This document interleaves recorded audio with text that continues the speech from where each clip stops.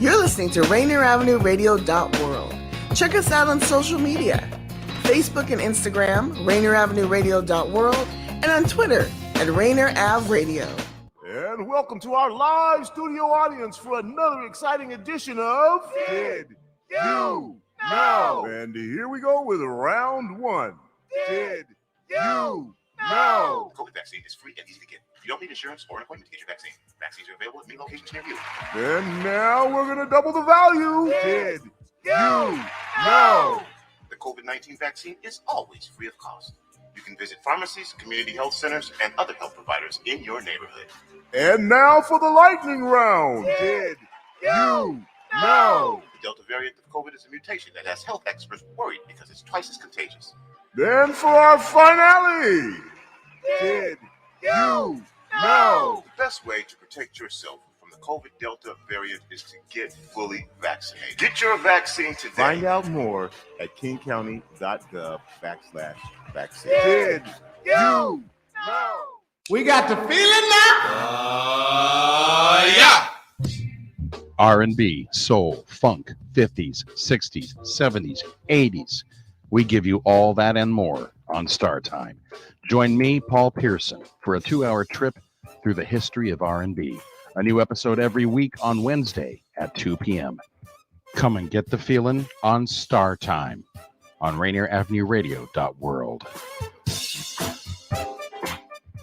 Yo, what's good? It's D-Money, and you should definitely check out Fresh Juice every Wednesday, 9 to 11 Pacific, right on Rainier Avenue Radio. With pint-sized Patron, P-Treasy the Don. Y'all be sure to clean your mirrors as we play brand new hip-hop and R&B from locals and worldwide. Which ID yourself, a.k.a. Malcolm Flex. Make sure you check out Fresh Juice every Wednesday, Pacific Standard Time from 9 to 11 p.m. And to get those exclusive interviews that we be doing. Sipping a brand new Fresh Juice every single week. Yeah. Every Wednesday, 9 to 11, Rainier Avenue Radio. Yeah. Do you want to reach out to the Vietnamese community in Seattle? Just advertise in Le Viet Tây Bắc, that is Northwest Vietnamese News, the longest running Vietnamese language newspaper in our region. Go to nvnorthwest.com. You are listening to Rainier Avenue Radio World. Don't forget to log on www.rainieravenue radio.world.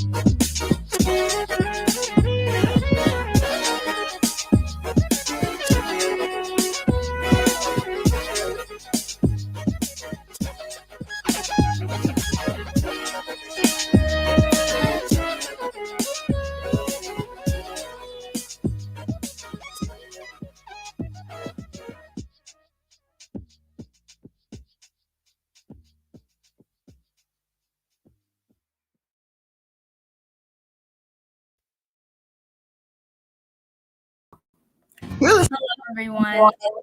Thank you so much for joining us on Rainier Avenue Radio. My name is Lexis Buru. I am a junior at Foster High School in Tukwila, Washington.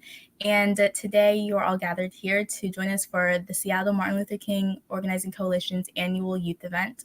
So to give it a little bit of context, last year I was an intern with the Seattle Martin Luther King Organizing Coalition, and we were put in charge of the annual youth event. We were here again last year, broadcasting our event that was very successful. And this year I am back as a volunteer with the coalition and have the honor of leading our second internship program where we all collaborated to create a youth event again.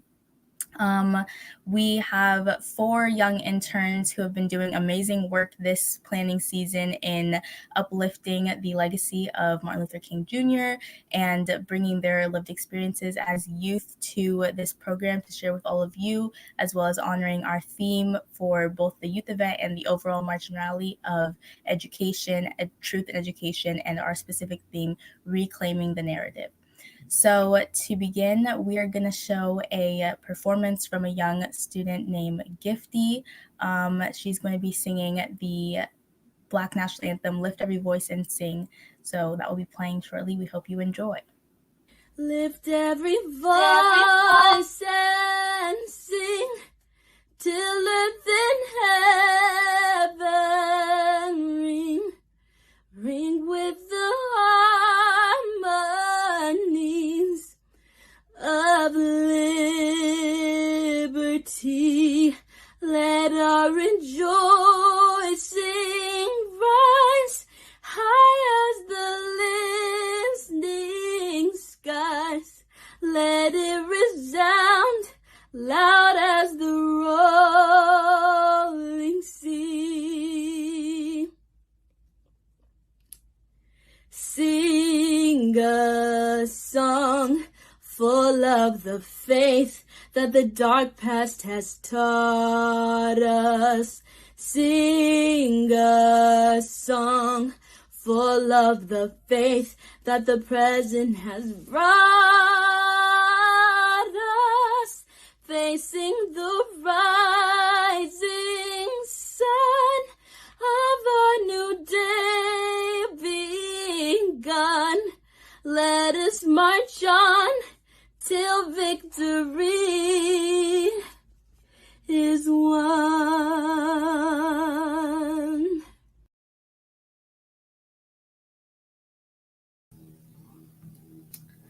Hi, my name is Kennedy Palmore, and my pronouns are she and her. I am a current sophomore at Shorecrest High School.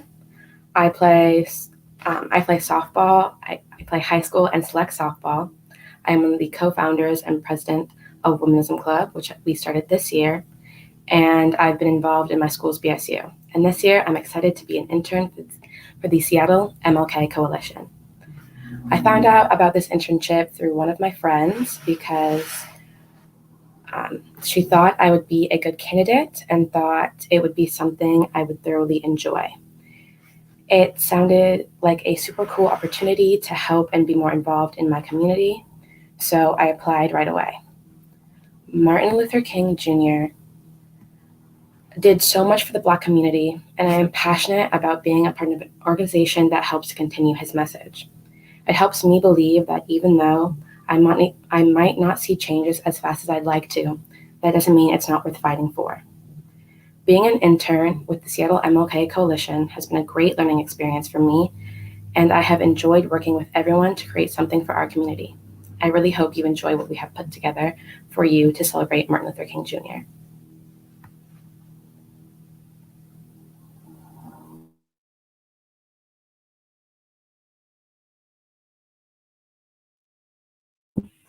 Hello, I am Sierra.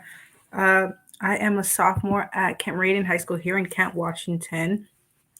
I seen this internship from an email that my principal has sent out to everyone, and I applied because I wanted to be a part of something that I would feel included in. So I got right away to it and I applied.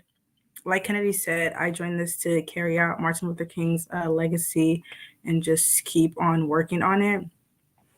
And I will pass it on to the next intern. Hi, everybody. My name is Osai Stewart, and I'm a senior at Inglemoor High School. I joined this internship from my superintendent, actually, who recommended me for it. She saw that I was very active in my community and decided that this would be a great thing for me to do. And I've always loved speaking up for people, for minority groups, especially for Black people. So when I heard about this internship, of course, I was astonished and I was able to take it. I'm so glad that I was able to be picked for it. So I really do hope that you guys enjoy the work we put in, and I hope that you can also take away a few things that we produced today. Thank you. Hi, everyone. My name is Megan Sun. I'm a senior at Interlake High School. I joined this internship because me, as an Asian American woman, I was really reflecting on this idea of solidarity and thinking about what that means and what that looks like in our modern day America. And so I was really excited to take this opportunity in which I can uplift Black voices in the work of young activists in my community, and I can create and join spaces of healing and growth and empowerment.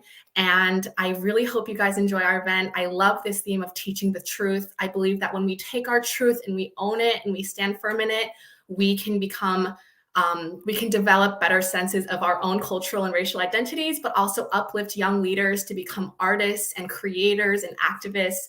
And yeah, I hope you guys enjoy.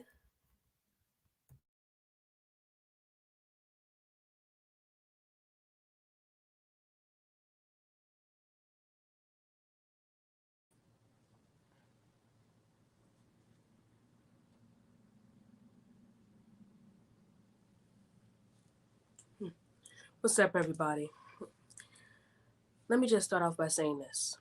Not everybody can be famous, but everybody can be great, because greatness is determined by service. And my service to the world, to the culture, is I'm trying to save my generation.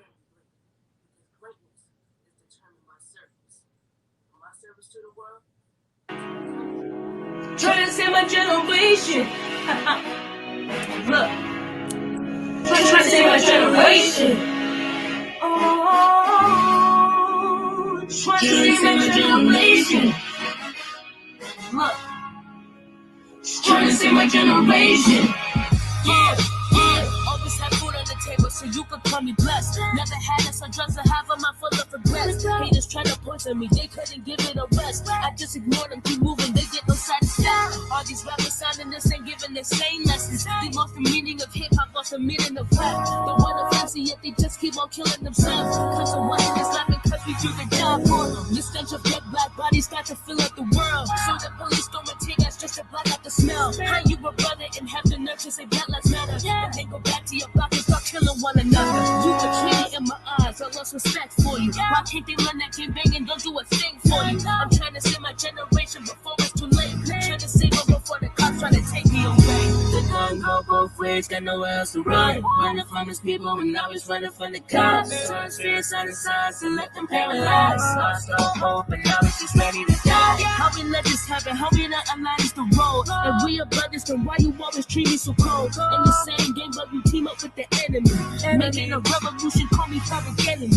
Rock pistol 49, got an A between my eyes. All I do is pray to God, hoping to pull the trigger. I was riding to the top, all the fame I visualized. But because you got a jealous, had to worry if I make it. If the cops don't take me away, my brother will. If I get too far, don't try to take me down. If I spread my wings, don't try to cut them off. Minutes life is too much, don't know who I can trust. Try to save on, try to save on.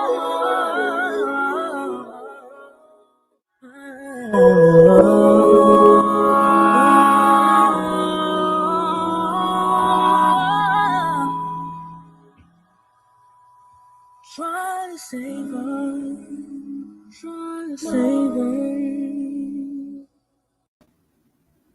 Thank you so much to Javier Gooden, that amazing performance from one of our youth performers. And next, we will begin the main attraction of our event, which is a youth panel in regards to race and education, all the things that intersect in that, as well as students taking it upon themselves to become social activists and fight for what's right in their own communities. So we will begin our panel and have our panelists introduce themselves.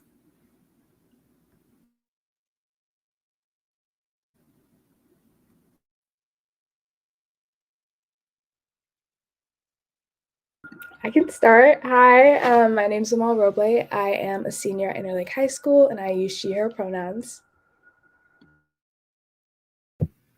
Hi, my name is Layla. I'm a sophomore at Cleveland High School, and I use she, her pronouns as well.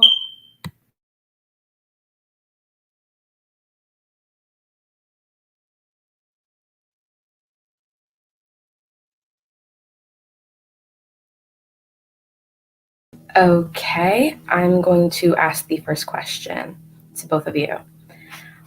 In your opinion, why is it important for students to see themselves reflected in school curriculum and content? I can go.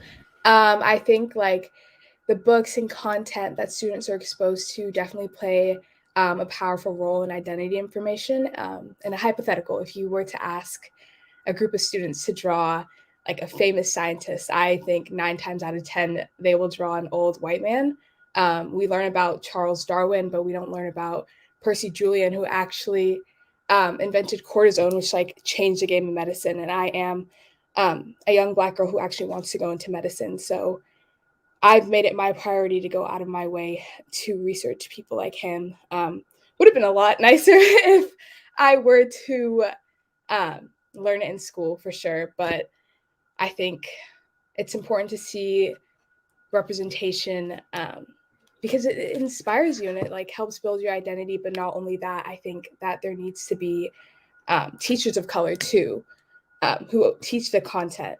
And I know some schools are trying to hire more teachers of color, but I also think retaining teachers of color is super important. So I think the question is not only making sure we are in content, but also hiring staff that teach the content and hiring more staff, yes, of color.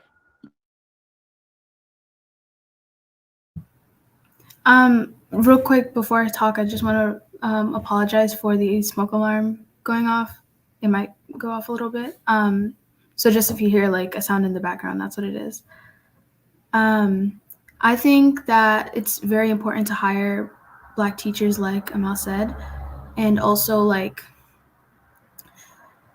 having Black stories in the school curriculum can be extremely beneficial for Black children because I know, for example, with Dr. Martin Luther King, many people associate him with being peaceful and not being radical or never escalating events. And that can be extremely detrimental because it puts down other civil rights activists and it discourages Black children from becoming radical and protesting and speaking out when in actuality that's what they should be doing for progression, for the chance to become a more anti-racist society. And I think that if we did include Black stories and have more Black teachers and faculty and things like that, it would be extremely helpful to Black children in the school curriculum. Great. Thank you both so much for.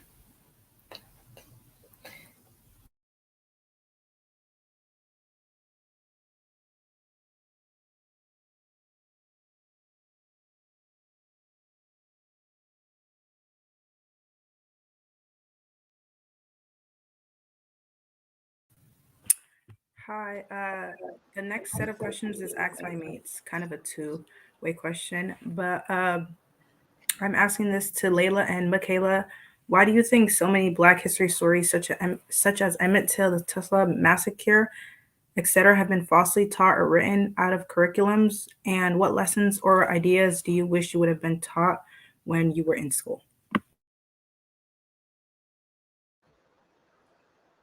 All right, I can go first. All right, I'm gonna first do like a little self intro. So I'm Michaela Weary. I'm a graduate of Shorecrest High School, class of 2021, and I currently attend at HBCU, a historically Black university called Dillard University. It's in New Orleans, Louisiana.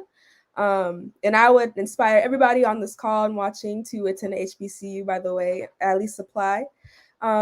And yeah, I'm just great to be here and great to be among other Black youth that's doing the work, which is amazing. But yeah, so to answer the question, I think that the way history is taught is rooted in white supremacy, just as of many elements of the country itself, the founding, but especially the education system. The education system is one of the most whitewashed things that is rooted in white supremacy.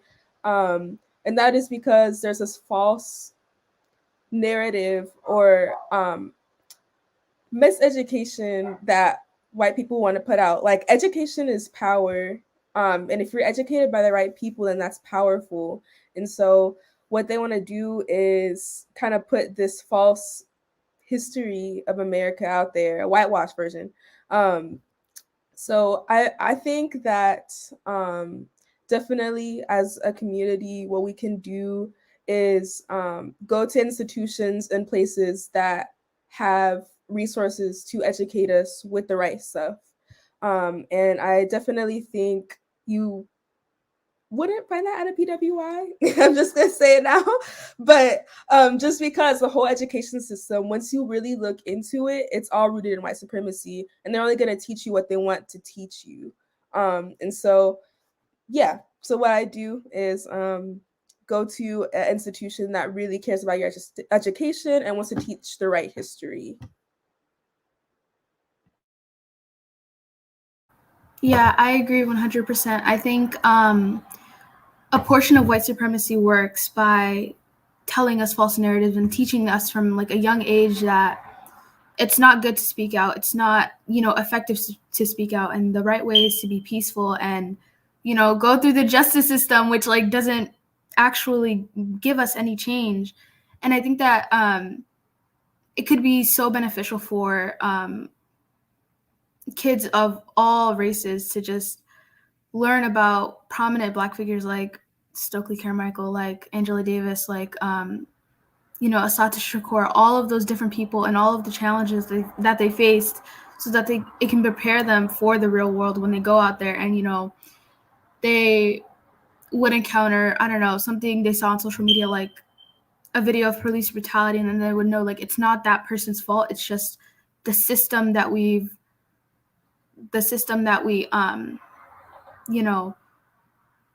lived in and operate in and operate like that, and yeah. Thank you both very, very much. I will pass the next set of questions on to Osai. And yeah. Hi, everybody.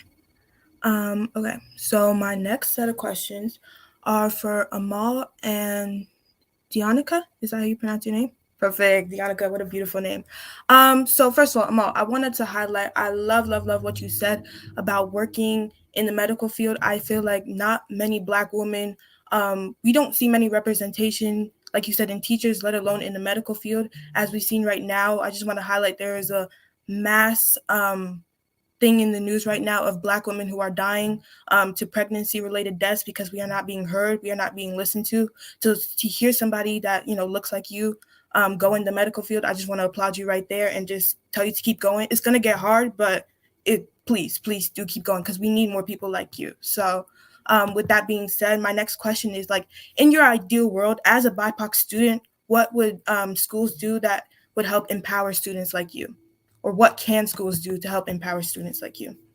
Yeah, for sure. That's a great question. I think that this question also ties into the other question that I was asked. I think a school that wants to empower students of color will listen to students' concerns, and they want to uplift them. Right. And I think that goes into providing a curriculum where students see themselves, just like the other question, and also hiring staff that are BIPOC. And I think one thing that I've particularly worked with in the school district was removing police, SRO, student resource officers out of school. We know that the presence of police in school is super hard for youth of color, especially now with the media. Like, you'll go on Instagram and you'll see a video of, like someone getting killed by a police officer, and you go to school and you see a police officer who has a gun, and that is just not providing a safe space for students of color.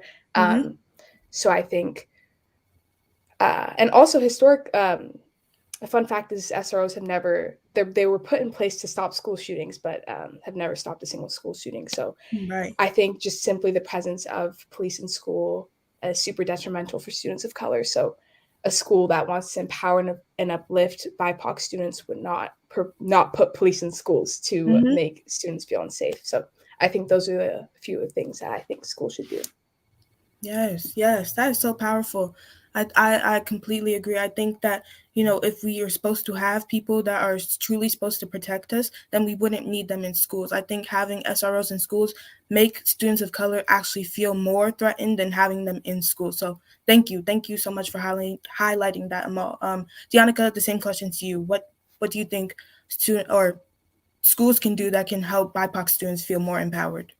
Yeah, thank you for this question. And by the way, a quick intro about me. I'm Deonica or Nika Sai. I'm an organizer with 442, which is a Black and people of color youth-based collective based in Kent.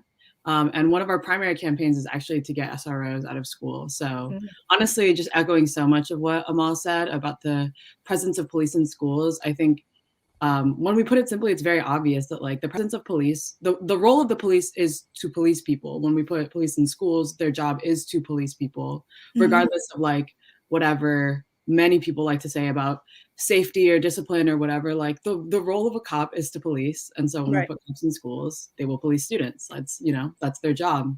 And so I think, schools that empower and uplift BIPOC students. I also want to echo what Amal said about like actually listening to the voices of BIPOC students.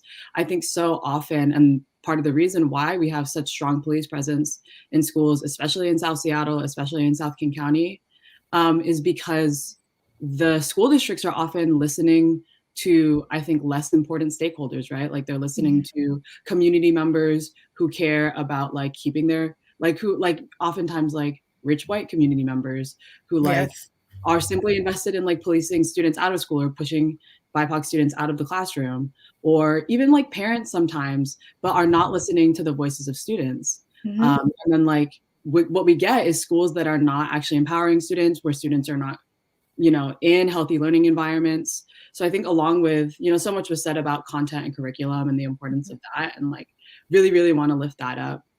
And also like there are so many, I don't even want to say alternatives, but like there are so many ways for us to keep students actually safe by giving them the tools for social emotional learning, giving them the tools that keep their mental health, in good places. Like there's so many things that schools can be doing for students that is not policing them. And just like simply that change would create so much better learning environments for Black students and for students of color. Wow. No words at all. Thank you both so much for answering these questions. I'm sure both of you are going to come back soon and answer some more questions, but we're going to go on a quick break right now, just for 3 minutes, and just catch a little break, and we'll be back soon. Thank you all for coming. This is Paul Pearson, host of Star Time, and when I'm not stopping a Mercer Island street brawl, I'm listening to Rainier Avenue Radio.world.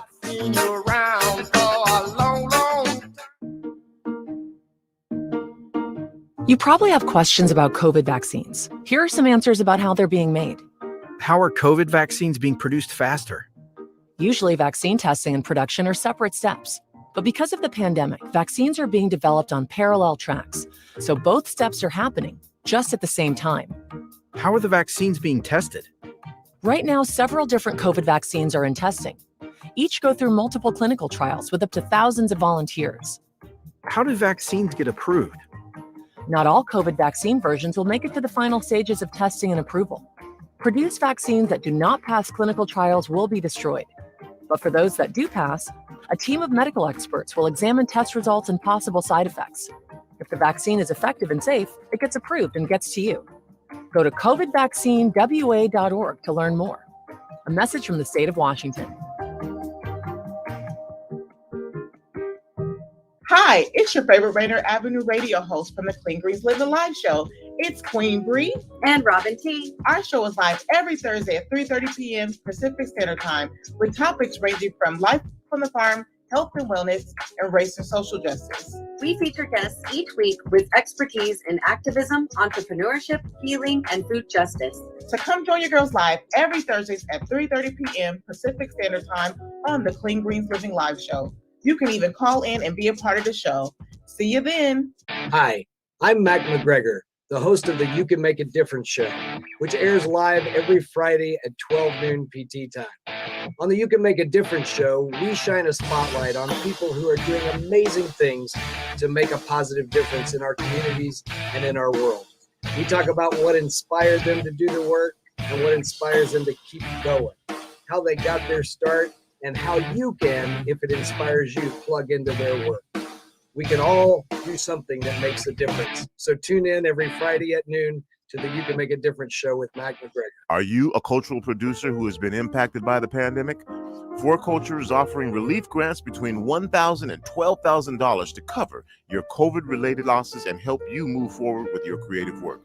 If you're creating cultural experiences in any discipline at any stage of your career, you should apply. Exhibit designers, museum educators, archivists, restoration professionals, curators, archaeologists, history researchers, artists, and more. That means you. Not sure if you're a fit? Give them a call and they'll talk you through it. The deadline to apply is Wednesday, February 2nd. Head to forculture.org/recovery to get information on virtual group workshops, application support, language translation, and more. That's forculture.org/recovery. You're listening to Rainier Avenue Radio.world.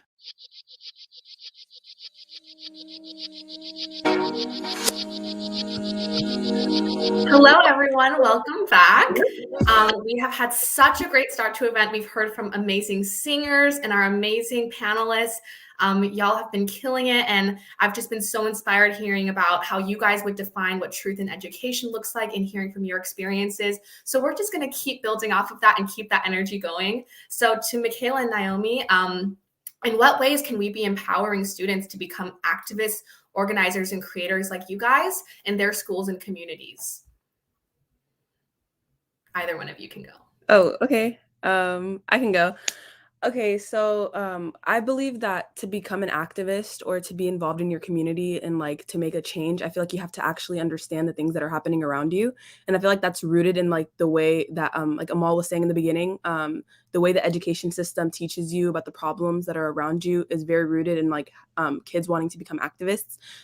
Before, like, because I went to a predominantly white elementary school, so I didn't think that there was any Black problems at all. And it was until that I went to a predominantly Black middle school that that I was like, I wanted to make a change around me. And I feel like me realizing the problems that were around and the way that the teachers that were predominantly Black in that school educated me and told me the things that were happening around me made me realize that I was like, oh yeah, I need to make a change. And I feel like going on forward, I feel like we have to make sure that that there are more BIPOC teachers within the education system. And I feel like, so that's when students will be able to be passionate about a situation. As you can see, like activists are usually people of color. And that's because they've been negatively impacted by the system. And I feel like for people that aren't POC or BIPOC, like white people, etc., I feel like for them to be able to come in and like, what was I saying? I'm losing track of my thought. But for them to be able to come in and be activists or allies with us, etc., I feel like they have to be able to realize the actual problem that's in our society. Yeah, I think that's really what it is. No, I love that. Just making sure we're hiring more Black and brown educators and making sure that our school curriculum and our teaching materials are reflecting and acting as like windows and mirrors for our students of color. I love that. And also, if you could quickly introduce yourself, I don't believe. Yeah. Sorry. Yeah, I'm Naomi. I'm a junior at Garfield High School, and I go by she, her. Yeah. Sorry about that. Awesome. Great to have you, Naomi. And then you, Michaela, as well. In what ways can we be empowering students to become activists, organizers, and creators in their schools and communities? Yeah, so this is a great question. And I love the way you answered that, by the way. So yeah, I mean, just building off of that, like first I'll become aware of, the things that are affecting our communities. And then to build on that, I also wanted to add this little extra piece just based upon experience with organizing in high school, is that know your limits and know your boundaries and know what spaces that you should be in. I know that a lot of Black students, you know, in my class in high school, we were organizing events and we were tirelessly working, yet the community thought that it was kind of a way to, I'm not sure, like kind of a way to have fun, or that we're doing this just because we want to. But in actuality, it is a need for our community. We are building our communities together because we don't have something. Something is missing. And so for white educators or educators who are non-Black, this is just from my experience, if you're going to be an activist and you're going to rally up your community, you also need to know what spaces are for you and what spaces aren't for you. And what I found was that, you know, predominantly white spaces, they weren't for me. And so that's when I really decided to start, you know, not only building my community, but also just being joyful and having joy, because that's also a source of togetherness and a source of liberation. It's just Black joy. Like, you know, we want to speak on our traumas because there's a need for change, but for like the people who are watching, you know, Washington's a really white state, people who are watching, what are they going to do about it? So that's kind of where the Black joy comes in. And that's kind of, I'm going to shout out my little family business right now. But Black Coffee Northwest, we are a Black-owned coffee shop that's based in Shoreline. And we made our coffee shop, we opened it last year in 2020 during the pandemic, just because, you know, first of all, we don't see any Black coffee shops. It's in Seattle, coffee shops are everywhere. And there's barely any Black-owned ones. And so we just wanted to have a space that we can have Black students chill and have Black joy and, you know, just chill. Like, we have a youth center called Grounded, and we're going to get an Xbox and stuff in there. But that is just really important because it's draining and it's exhausting for Black students and students of color to have to advocate for their communities as youth, especially, I might add, as youth. Like, we are all, you know, youth. And we should be taking a step back and learning and experiencing and that kind of thing. And so it is okay to take breaks, and it's totally okay as an activist, as a creative who's rallying the community, to really take time for yourself. You don't have to share every infographic. You don't have to be on every podium. Like, you can take a break, because at the end of the day, this is a systemic thing, and it's going to be a hard ride for you to undo something that is 400 plus years old. And so you are allowed to take breaks as a youth. And so, yeah, that's kind of what my spiel is. Like, not only do you know what's impacting your community, but also as a person, know your limits and, you know, have some joy. Oh my goodness. Thank you so much, Michaela, for speaking on that. I really want to echo what you said about how joy is resistance. That is so important. And I think adding that to and connecting that back to Dr. King's legacy, I think he really taught us that resistance comes in so many different forms and languages. Resistance is, you know, marching with thousands of people and yelling into megaphones for thousands of people to hear, but it's also just joy, and it's your own everyday struggles and battles and just showing up. It's art, it's music, it's dance. So yeah, I love it. So we'll pass it on to the next question, which will be asked by Kennedy. Thank you, guys. Hi.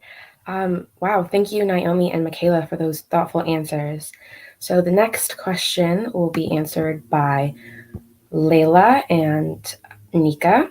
And so the question is, what role is social media playing in the writing and telling of social narratives? And then how can we be using social media as a tool rather than a barrier, in your opinion? I can go.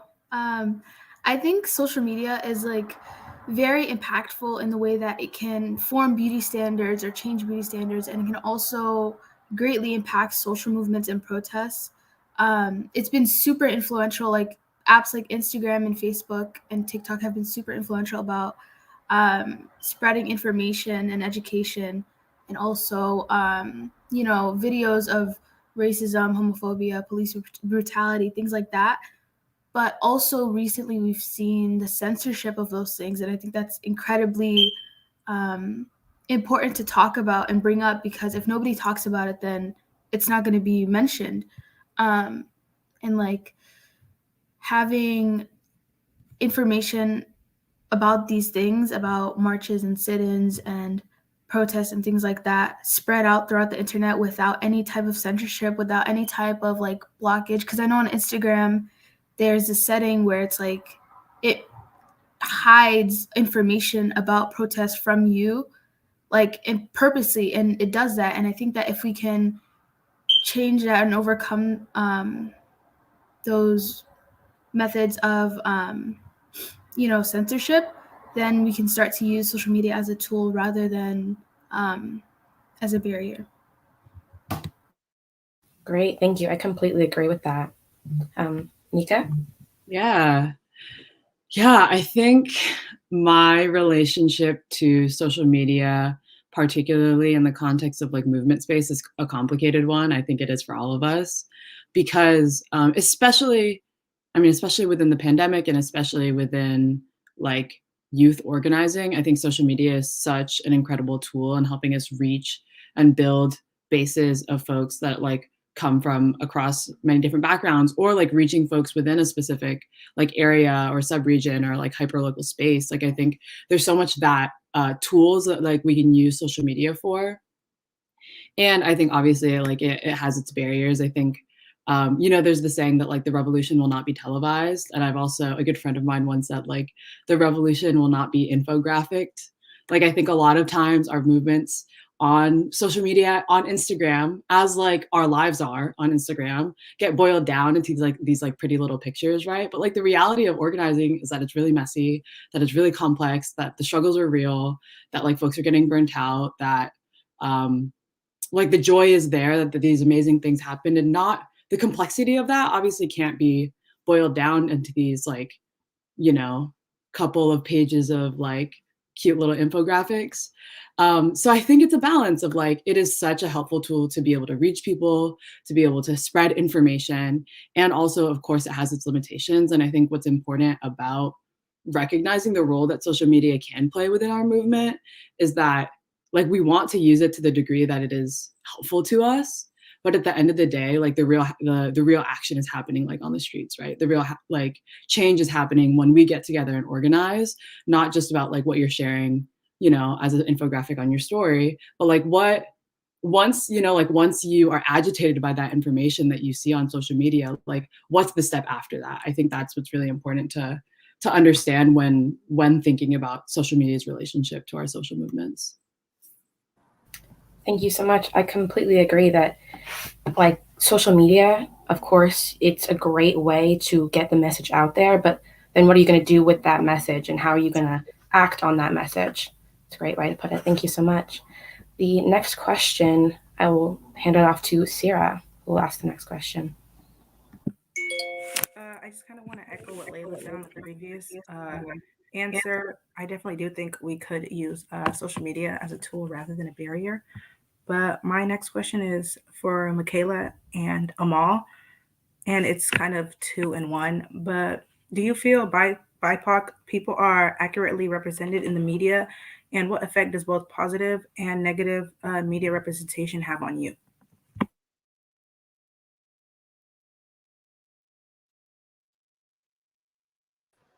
All right, I can go ahead. So as a Black individual, I definitely feel like there needs to be more representation across the diaspora.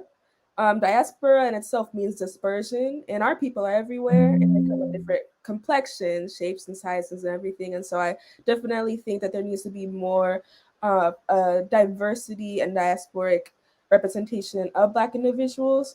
That is hard because, again, the entertainment industry is another system. And so that is another thing that is in need of, fixing. But as a film major, I'm actually a film major, and this is kind of one of my main goals to do, as actually like do independent kind of underground, if you will, kind of representation of Black people, because we have the tools and it's being done. It's just not mainstream. And not everything has to be mainstream, but it's out there. It definitely is out there. It's just that, again, there's another system in place, there's another barrier.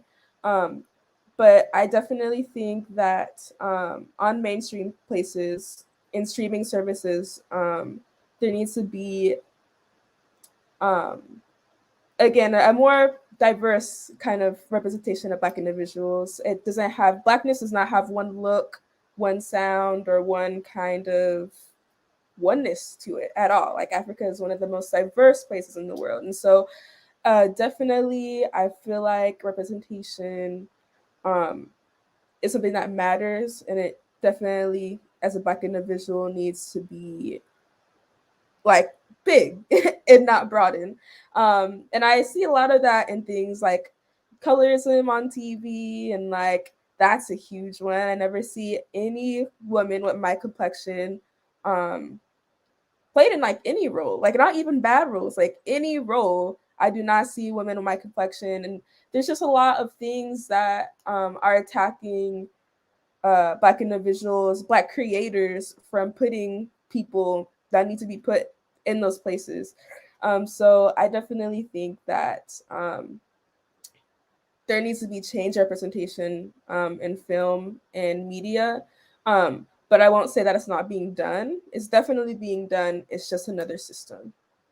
And I guess the places where these things are being done and changed, they need to be, they need to be broadcasted everywhere. Phew, tripping over my words here.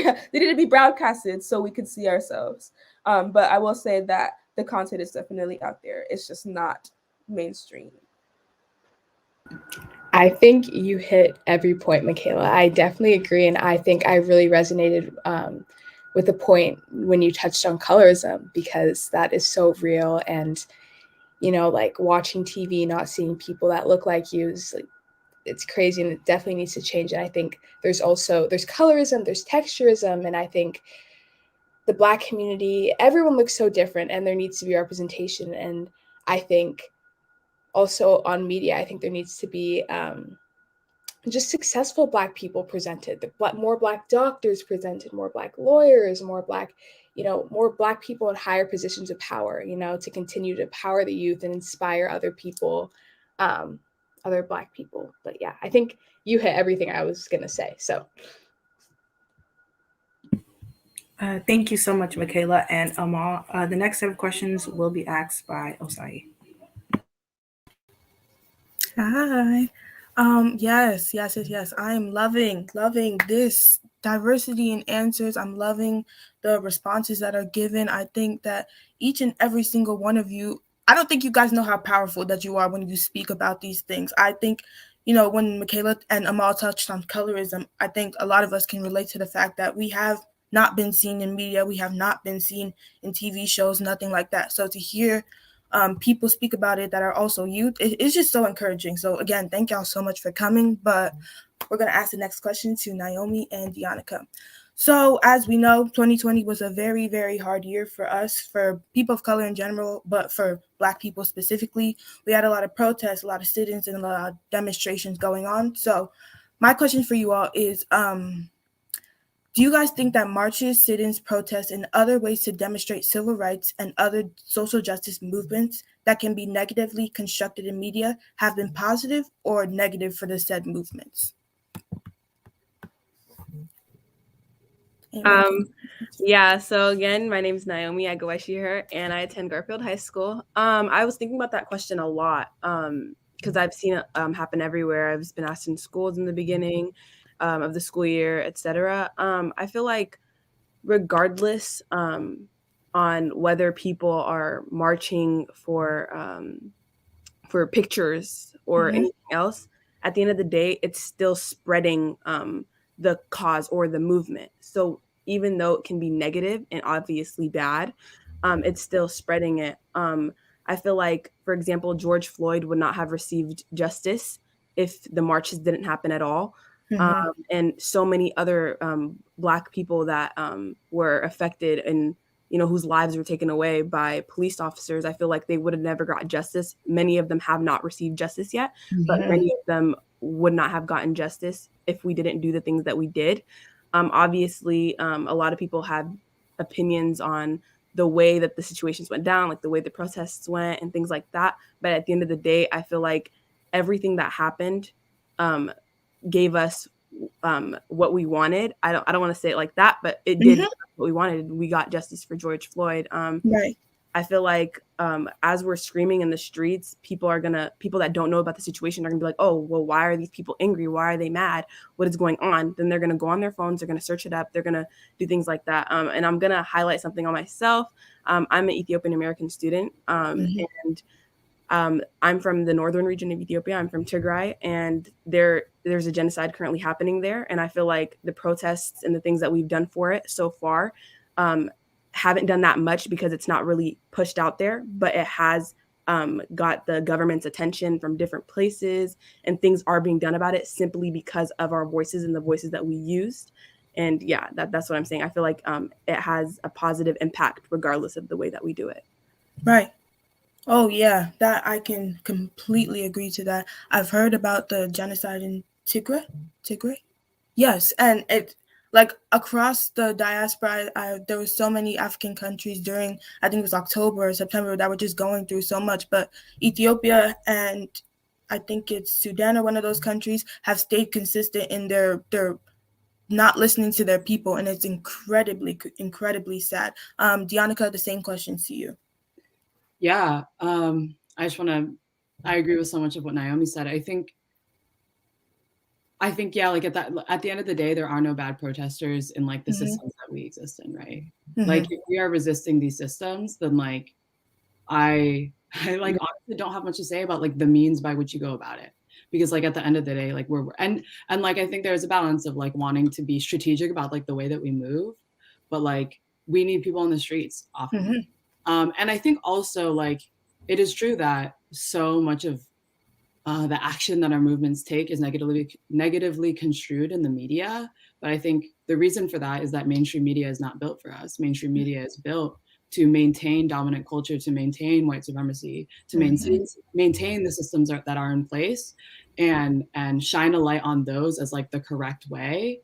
And in order to do that, they have to cast shadows upon like the kind of work that we are doing on the streets for our movements and for our communities. And I think like something that I was thinking about that's not, I think, a direct answer to this question, but I think about a lot is that oftentimes the folks who are on the ground doing the work, the folks who are on the ground organizing, are not the ones that are telling the histories, right?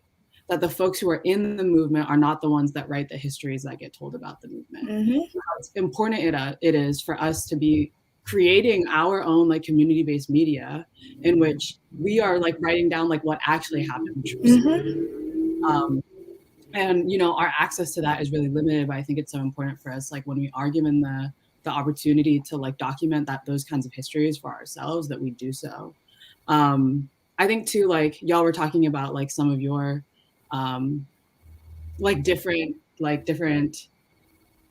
takes on different protesters, and like right now with the situation happening in the Philippines, the government is red tagging like tons of different activists and land defenders. And like the Philippines is one of the most dangerous places in the world to be an activist.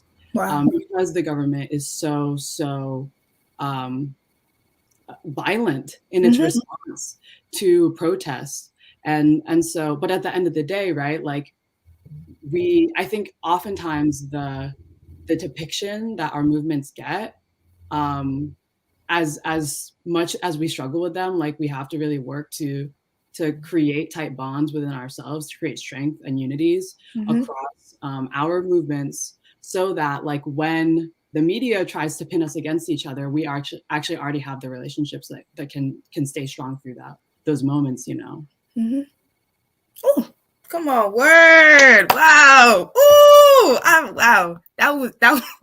That was really like that was beautiful. Like that was just fat. I think you highlighted such an important point of like media always depicting protests that I think sometimes when we see these images, we forget that these people are angry because something has happened to them. We forget that something is happening. They're not reacting just because somebody, I don't know, tipped over their coffee or something like that. Somebody has died in the community. Something has happened to a country, happened to an ethnic group that we are speaking up about. So when we decide to break things, and maybe that might not be the most rational thing, but we are acting because that is how we feel at the time. So wow, you both, thank you so much for speaking again, and this is powerful. Thank you guys so much. I'm gonna pass it to Megan to ask the last question. Okay, we're going to bring in all of our panelists for this question. This is actually our second to last question. I have been loving hearing from all of you beautiful and eloquent speakers. You guys are really proving the importance of amplifying young voices. And so I hope to all the viewers and listeners out there, I hope we can take this truth, stand in it, reflect in it, and then take it out to the streets and take it out to our communities and use it to empower and fight for change. So this is for all you guys. In what ways has your community and school impacted you as a person of color? And how are you, or how do you hope to make a positive change in the name of your identity? It's kind of a tricky question.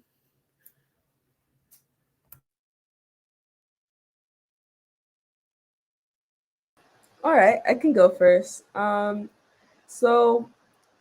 right, so I've grown up in North Seattle, which is very white. I'm just gonna put that out there now. And my identity before going to a HBCU was very confined and very much what they wanted me to be. That system, that school wanted me to be. And I think, like, when I saw what's happening in my community, I had no choice but to snap out of it. It was about in middle school where I basically just started like organizing and doing that kind of thing. And I don't know, just like there's so much trauma that goes with being a Black student at a predominantly white institution that is not like, you know, it's not really very much, how do I put it? Like, people know about it, but people don't speak on it enough. And not in the right ways. Like, there needs to be so much healing for Black youth, especially in the state of Washington, because of what we are constantly put through. And I definitely just believe like every single aspect, from the things that you're taught to the teachers that you have to interact with, to the students you have to interact with, the curriculum, like there's so many moving parts that are against you that like just definitely makes your school experience your school experience traumatizing. I will say though, the things in my identity that's been shaped positively was that through that struggle, I was able to connect with other Black students. Though there wasn't very many of us, we definitely shared something that was in common, and we came together and started organizing. And that was a very beautiful thing. And it taught me many, many life lessons through organizing and connecting with other Black students who shared the similar traumas. And that made us heal together. Like, we started to heal together, and that was a very beautiful thing. With making the transition to HBCU, y'all, I'm telling you, wow. Like, it taught me so much, like, about not only just myself, but just like the world around me, like how this country was like intricately placed against us, and how the education system is. Like, I was taught that I was doing everything wrong in the school that I went to for the first 12 years of my education. And I thought I was doing everything right. I was doing the AP classes, getting the A's and doing all that. And I was like, well, I'm doing everything right. What's wrong?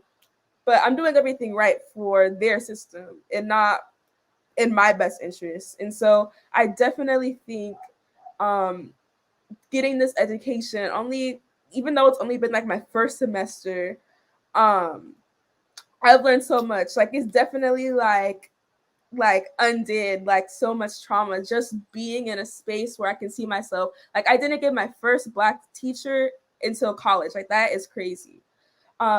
And going to Dillard University. Oh, somebody asked what school I tried to go to Dillard University. It's in New Orleans. Going to that space, all my teachers are Black.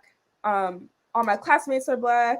And with that, you can kind of see the diversity in Blackness too. Like, though we are all Black, we are not all the same. We don't have the same thinking. I met some Afro-Caribbean brothers and sisters. Like I met some Jamaican brothers and sisters. I met people from different places of that diaspora that really just shows how rich our culture is. And it really opened my eyes. And being in New Orleans too, like that in itself is super amazing. The music is amazing. The food is great. The culture is there. And so I guess the school system has shaped my identity in this journey of education, from being in a place of pity versus being in a place of power. And that has happened in the past, like 6 months or so. So again, if y'all are juniors, seniors, I definitely want y'all to apply for HBCU. Hit me up if you need help, but like for real, like that has definitely changed my personality. I can talk now. I can speak freely. I don't feel so introverted. So yes, yeah. I love it. Thank you so much, Michaela. And just really emphasizing that the power of representation and of visibility, especially in our schools. I'll pass it on to whoever else wants to answer. Yeah, I'll go next. Okay, so I loved what Michaela was saying about representation and things like that. I feel like I was saying earlier, I did go to a predominantly white elementary school. So me being a Black student surrounded by white girls and everything like that, I wanted to be white, like that's just what it was. And yeah, obviously I'm ashamed of it, but it was just my surroundings and things like that. Then I transitioned into going to a predominantly Black middle school. And it had a lot of white teachers, but all my teachers were some people of color, not that many Black people, but some of them were people of color. And I feel like that transition made me realize, like I said before, the things that were happening around me and me being proud of actually who I am. And I didn't want to straighten my hair ever again. I didn't want to be something I wasn't, things like that. Then when I went to Garfield, where I am right now, I feel like because Garfield's located in the central district of Seattle, and there's heavy gentrification going on. So the white population in the school is increasing by a lot.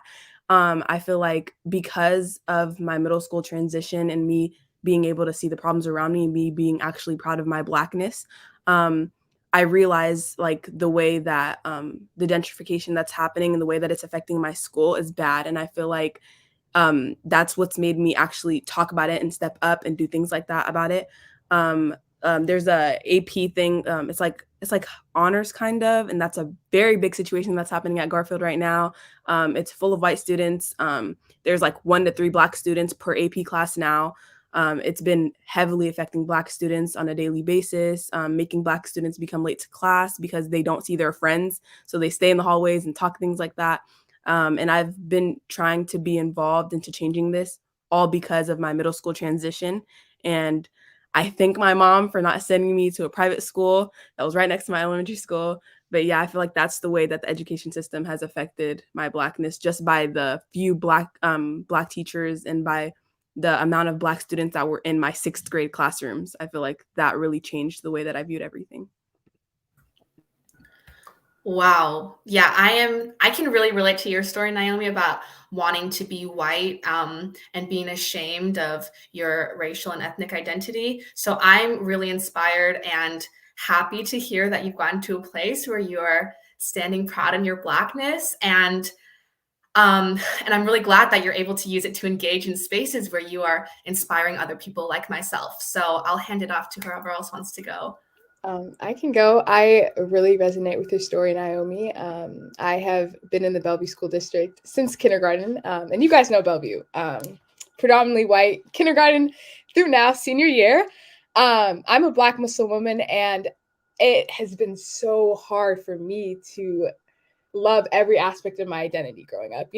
Just like you, I wanted to be white, and I didn't want to be Muslim. I'm looking back, and I'm like, oh my God, I literally hated myself. Going to school in the Bellevue School District made me hate every part of my identity because I just felt so different. I didn't see anyone like me. And, it's just, I hate talking about it because I can't believe I ever felt that way, but I don't blame myself because, like that's assimilation, and I was put in a position where there was no one like me. I wanted to be like everyone else. But sadly, it wasn't until quarantine where, I kind of I removed myself from the situation, is where like I was really able to find myself and be proud of all my identities. I think what I've learned is finding your community and hanging out with people that look like you, whether it be going to my mosque, attending the youth group, or my Black student union at my high school, just like actively involving myself and surrounding myself with people who look like me has helped me a lot. And I think something also that has been super present in my life is just like cultural differences. Like a lot of people at my school I think it's just super cultural too, in a sense. Like, oh, I'm not saying, okay, yeah, it's parenting and cultural, but like, oh, you can do this, oh, you can do that. But just like surrounding yourself with, I guess, people like you has made everything so much easier. And I also recently co-founded Eastside Black Girls for Change with a few other Black girls on the East Side. And we just got approved to, I believe starting next month, go into like the Bellevue School District and mentor youth at the different elementary schools, which I'm like super excited about, because I would have loved to have an older like Black girl mentoring me, telling little me everything's gonna be okay, love yourself, don't be afraid. But yeah, like I literally want to cry thinking about it, because it's just, and it's also such like a lot. Every single Black girl in the Bellevue School District, or I'm hearing now, like has gone through this, and it shouldn't be a lived experience that anyone has to deal with. So I'm just really excited to hopefully make change and just future generation to not have to go through what we all went through. Yeah, well, I really hear about what you're saying of the importance of surrounding yourselves with other like-minded activists and also just other youth of color. That is so important in our own empowerment and how we see ourselves. And it's really dangerous when we fail to cultivate spaces for young students where they can spend time with people that look like them. And I'm really glad to hear that you are playing a role in creating those spaces now. So let's pass it on to whoever else. I can go. I just want to say, first of all, like Amal and Naomi, like I 100% totally resonate with your experiences, because when I was growing up, so I wasn't originally, like I've been in Seattle for like almost my whole life. So I say that I'm from Seattle, but I used to live in the Midwest, and I went to a predominantly white school. And I remember the first time that I stepped out of my comfort zone and I decided to like wear the hijab to my school the next day, I got like all of my white classmates and my white peers, they started laughing at me. And I was like, I don't want to wear my hijab. I don't want to associate with, my Muslim identity, my Black identity. I want to be like them, and that went on like for a couple years until I moved to Seattle, and I attended a school in the South End, and I recognized like I can wear my hijab here. I can be comfortable in my identity. I see people who share like my Somali identity, and like we can connect with each other, and my mom knows your mom, your grandma knows my grandma. Oh my God, let's go. Like stuff like that. And just like growing up and in that hateful environment, and then moving here and all that love, because I truly believe that like having like Michaela was saying, like having joy in your community and like being happy with the people you're around, and having people that you're just like, I know what you go through because I go through it too, and we can connect with each other on that level. And just like, I think it's also the same thing with mutual aid, and like just helping each other and uplifting other community members and saying like, I have what you need and I'll give it to you just because you're a part of my community and I love you for that. And just like that part of resistance and that part of defying the social norm and the societal norm that puts us against each other just because of, corporate levels or capitalism or whatever, and just like connecting with each other on that level. I think is amazing. And like, I think that my community can heal a lot through, because I know I can speak for almost all the people in the South End, and all the youth in the South End when I can say that I've noticed gang violence, I've heard of gang violence, I've seen the drugs in the community, the homelessness, the mass homelessness in our area, and the lack of mental health resources in our schools. And if more youth who are black and are brown and BIPOC just said, I don't want that to happen, and I'm going to advocate for my community to thrive and to heal and just more justice in our community, I think that would be amazing. And yeah, that's what I work towards in Seattle and in my identity. No words. Thank you so much, Layla. And then I think last is Nika. Yeah. Thank you so much, everyone who shared so far. It's just like so amazing to hear everyone's stories. So I think actually in connection to a lot of the stories that y'all told about like your experience in the education system, I grew up in Kent and I attended Kent Meridian High School, which is a very racially and ethnically diverse and economically diverse high school. And I was always really, really grateful for having grown up in the neighborhood in the area that I do, because I think it, like growing up with so many different kinds of people with so many different backgrounds was like so formative for my life. And then actually when I had the culture shock was when I went to college at UW Seattle, which is a majority white school. And it was such a culture shock to like walk in on my first day of freshman year and like seeing way more white people than I was used to seeing at school. And it was such a huge shift that was really difficult for me. And so when we founded 442 in the summer of 2020, and I got to build community with youth who grew up in Kent, oftentimes, a lot of them, like a lot of the folks that I organize with in 442 now are folks that I went to high school with, but I wasn't friends with at the time. And now we've like built this really strong community. And there is so much beauty in being able to not only say like, oh, we have these shared identities, we have these shared experiences, but to be like, oh yeah, like we grew up 2 blocks away from each other and you live on this street and I live 3 minutes down and like we went to the same, pizza place or whatever. Like to have those kind of like intricate experiences is so grounding in organizing. And I think honestly for me, when I now organize toward abolition, particularly in the context of education and in schools, a lot of the role that I see is in solidarity with Black students. That like, I understand that like when I was growing up in school, the SROs were never looking at me because that's not what they were there for, right? And so I think I've spent a lot of the time, or especially over the past 2 years, just building my own understanding of, first of all, like identifying and being critical of like my own anti-Blackness that I know that I like exist within the society we live in.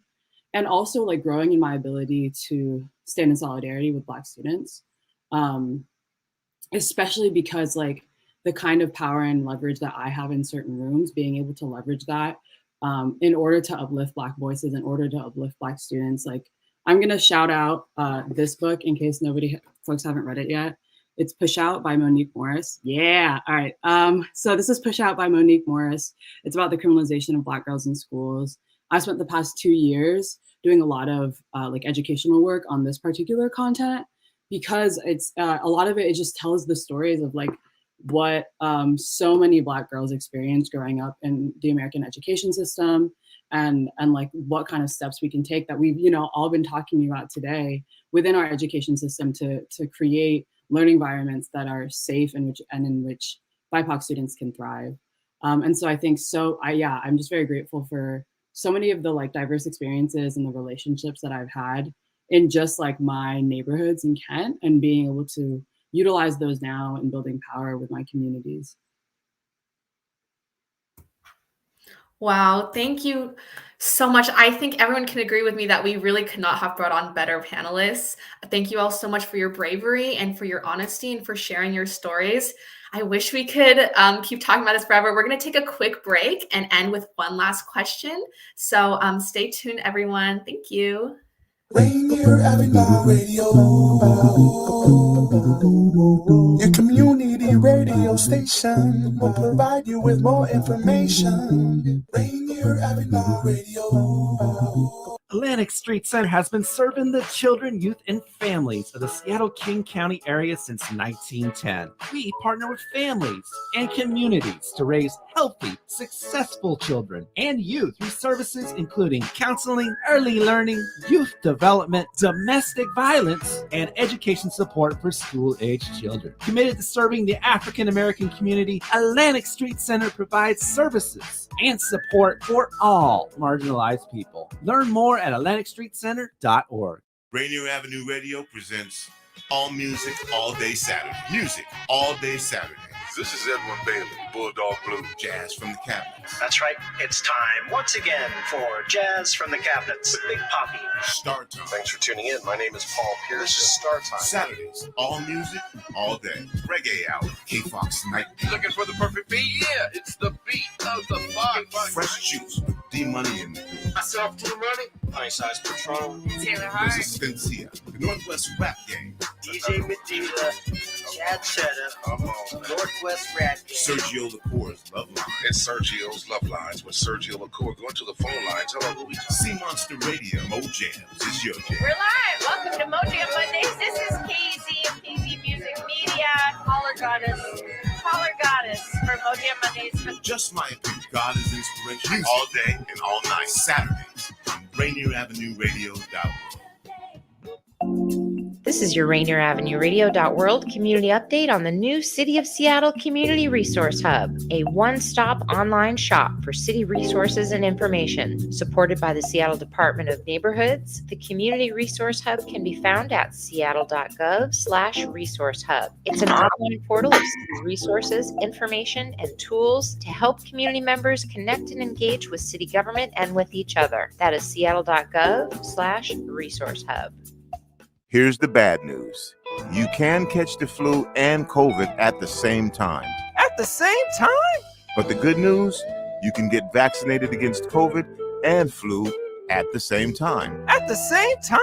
It's safe, convenient, and a wonderful way to protect yourself and everyone you care about. We're stronger when we're all protected. Visit vaccines.gov to find COVID and flu vaccines near you. Would you like to see when your favorite Rainier Avenue Radio show comes on? Check out our show schedule, updated weekly at RainierAvenueRadio.world.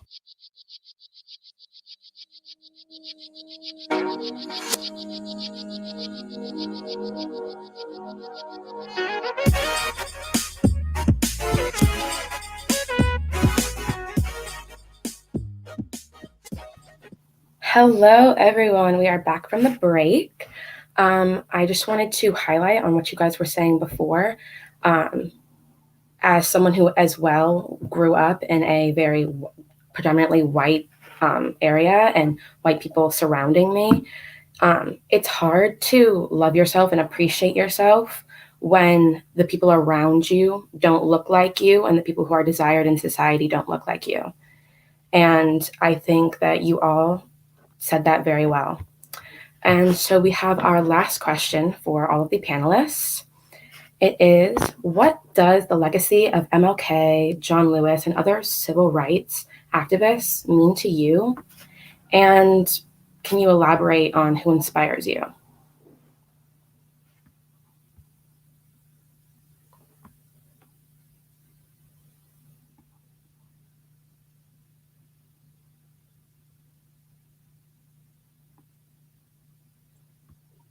I can jump in first, maybe. Great, thank you. When I think about the legacy of our revolutionary leaders, I think oftentimes it, at least for me, it inspires it inspires and I think drives my motivation and the work that we're putting into this, because this like kind of justice work, this organizing work can be so taxing.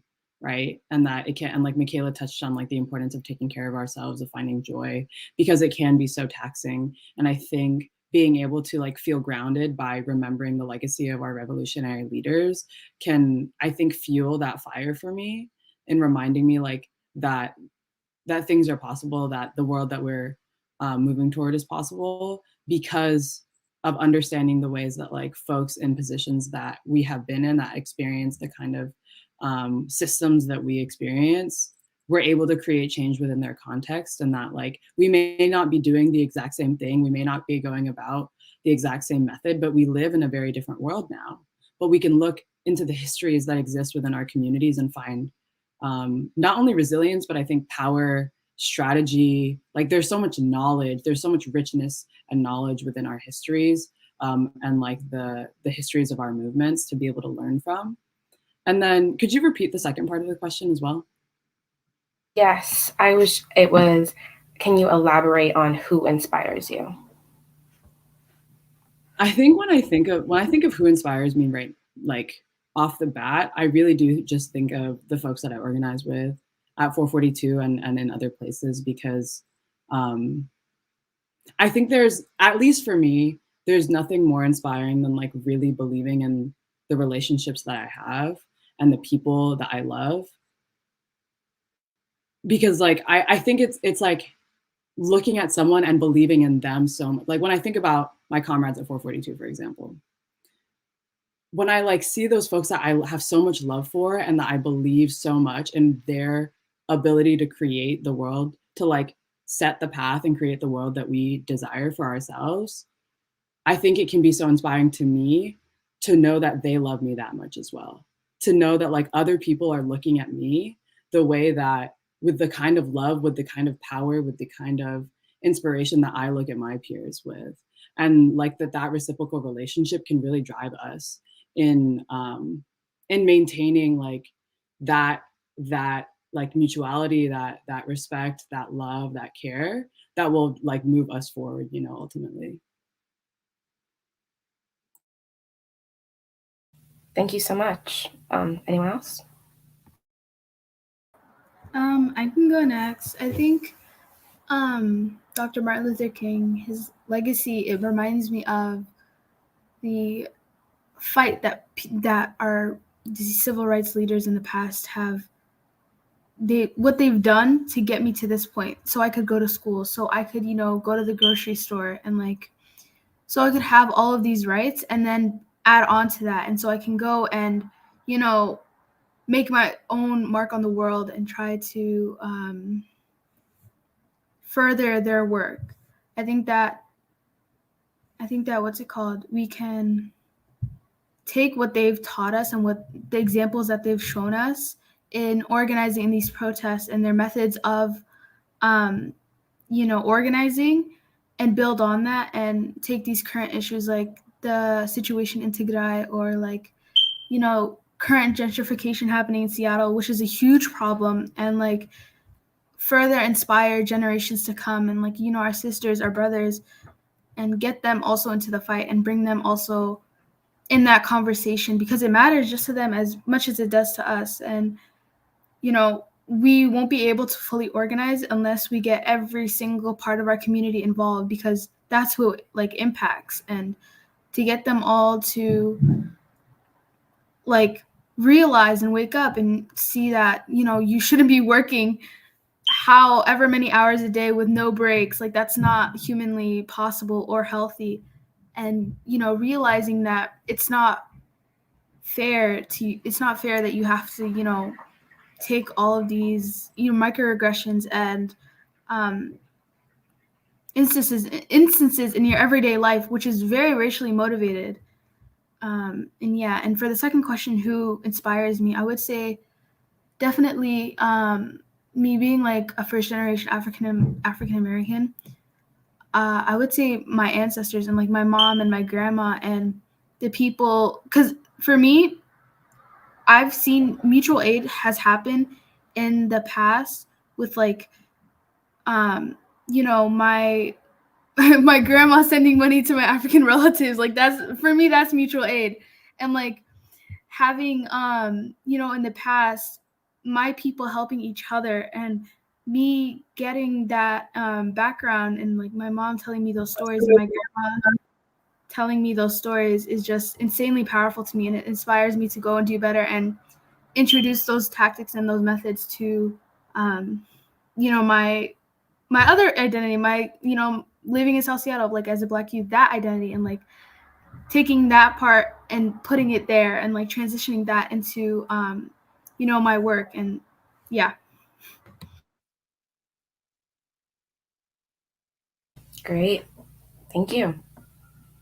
I can go next. I think that civil rights leaders have honestly like paved the way and showed us what is possible and what we are capable of doing, and to continue to fight, organize, and educate. And speaking of educate, just literally being on this panel with all of you guys like has educated me so much, and I'm like so lucky to just like constantly be surrounded by amazing organizers and meet amazing organizers. So I think answering the question of who inspires me, it's you guys. It's people like you guys who are fighting for what's right and up for the challenge. And I wanted to add on to what Layla said, because I know you were talking about mutual aid, and I think like that's also something I've kind of grown up on, sending money back home, helping people. And I think it's also just like, I think, okay, in the Somali community, there's this thing called a Yuto, where like ladies get in a group and they like put money down. I see you. They put, for example, like everyone gives $2,000 in cash. Like they meet once a month, they all put $2,000 in cash, and one person gets like the lump sum of money to pay off like their debt, or if they want to put something like money down. I think just like having community inspires me, and just having that sort of trust with people is just what keeps me going. And yeah, once again, you guys. Wow, thank you. I completely agree that your community and the people around you who are willing to fight for the same things that you are, it's very great. And I'm also very inspired by you all. Yeah, I can go. Yeah, this panel is just so inspiring in so many ways. I'm just so grateful to be a part and meet everybody here. But yeah, like to build off on that, definitely like the impact of Martin Luther King, it definitely showed the diverse range of how people could go about the approach to liberation. Um, and we definitely don't show the radical side of his actions. I mean, acting against the system itself is radical, so I feel like we definitely should, even though it was broadcast as peaceful, we definitely should give him, some consideration there. Like that was an amazing set of years to do in the civil rights era. And the people that I really look up to are Black women who have definitely done the work, but not have gotten the respect or the kind of historical kind of like glorification that they should have got or have. And they are all still alive right now and very well, but they're not wealthy and they're unknown. And you have to really dig deep to kind of know these figures who are Black women who have done the same or even more as their like counterparts. And so I definitely find inspiration within those leaders. And I definitely find kind of a connection between those leaders. Even with organizing at my school, like I definitely felt like I was personified as like an angry Black woman. We all know how that goes if you know, but it's just like that's who I definitely really look up to.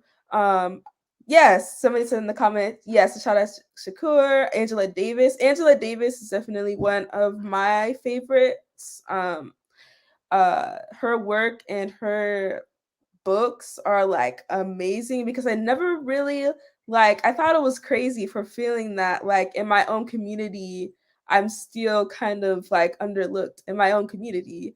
And I was like, well, we should all, what happened? Like, this is a minority group. Why am I minority within a minority group, right? But Angela Davis really talks about the intersectional groups and how intersectionality can definitely change one's identity and how they move. And I definitely pride myself on that work, on how Black women have definitely paved the way for many things in the community and more. And so yeah, with that, I'm just really inspired to continue with that work and however it looks like, and definitely inspire others to continue that work and kind of have that lens and perception when they do the work. Are you including every intersectional Black group in Black liberation? Because that is something that's very important. And intersectionality is something that is a little bit underlooked in the Black community, admittedly. And I just want to make sure that we are celebrating our Black women and all Black voices in the work. So, yeah. Yes, I just want to echo what you just said, Michaela, about how we kind of just gloss over the women of color that have helped also pave the way into how we live in society right now. And not that their counterpart didn't do amazing things, but we also need to lift up and amplify as well as both voices, as well as talking about their male counterpart. I believe, Layla, you had something to add? Yeah, I just wanted to also touch on that. It's so insane how as Black women we are overlooked as a demographic and put down at times. And I think, like you were saying, Angela Davis is so influential in her ideals and her methods of educating the youth and the people. I know in her book, Women, Race, and Class, where she talks about Black women in slavery and their identity and how societally their gender identity is viewed differently than the white woman or the Black man or the white man, all of those things. And I think it's just so crazy how she wrote that in I don't know when it comes out, 1980s, but it's still so powerful today, and it's still so relevant today. And I think that if we can take their theories and their sayings and all of those things, and then implement that into our daily lives, which shouldn't be hard because it's still so impactful and influential today, then yeah, we can progress as a society. Yes, that was beautiful. Thank you. I believe, Naomi, you are last. Yeah, I feel like everybody highlighted everything that I wanted to say. You guys did a great job covering everything. Me being a first generation, I feel like I look up to my parents a lot because they came from their country with nothing, I feel like a lot of us can agree to that, especially first gens. They came here with absolutely nothing. They walked to Sudan, like my parents walked from Ethiopia to Sudan. A lot of people have that story. They also, my mom had fled due to a war that was happening to Eritrea, and then she went to Ethiopia, and all for me to be somebody big, to be somebody that can change. And I feel like my mom being a woman and doing all that alone, kind of was like, yeah, I'm not going to just sit here and be absolutely nothing to this earth, I'm going to make a change. I'm going to be something, and I'm going to make all of that worth it, Yeah, but everything else, I think everybody else highlighted. Wow. Thank you all so much. That was our last question, and we will be going to break right now. Rainier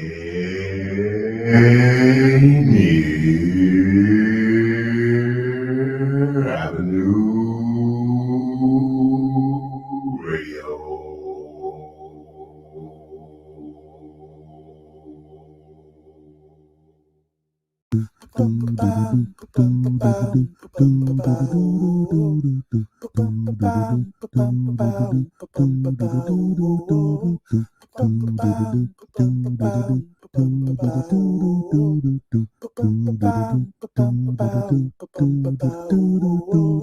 Wash your hands, don't touch your face, wipe things down, clean up your space. When you cough and sneeze, do responsibly. If you feel you're getting ill, isolate at home and chill. No, you're not alone. Please pick up your phone and call 206-477-3977. King County 206-477-3977. Public Health 206-477-3977. King County 206-477-3977. Public Health Community Radio Station will provide you with more information. Say Rainier Avenue Radio. Your community radio station will provide you with more information. Rainier Avenue Radio. Tune in to Real Estate and Money every Tuesday afternoon from 2:30 to 3 here on Rainier Avenue Radio.world. Join your hosts Violetta Strash with John L. Scott Kent North and Tina Lombard with Guaranteed Rate Affinity. They'll help you navigate the waters of our volatile real estate market and offer you some guidance on how to make your hard-earned money work to make your dreams come true. Learn about current trends, get tips on financial matters, and have fun, interactive discussions about your home inside and out. That's Real Estate and Money. You're listening to Rainier Avenue Radio.world. I'm Granville Emerson along with my partner, Renault Pepe King. And we host the show Little Line Sports right here on Rainier Avenue Radio.world, where we talk about football, basketball, local sports, national sports, Seahawks, UW, Seattle U Redhawks, Garfield Bulldogs, all that and more right here on Little Line Sports on Rainier Avenue Radio.world.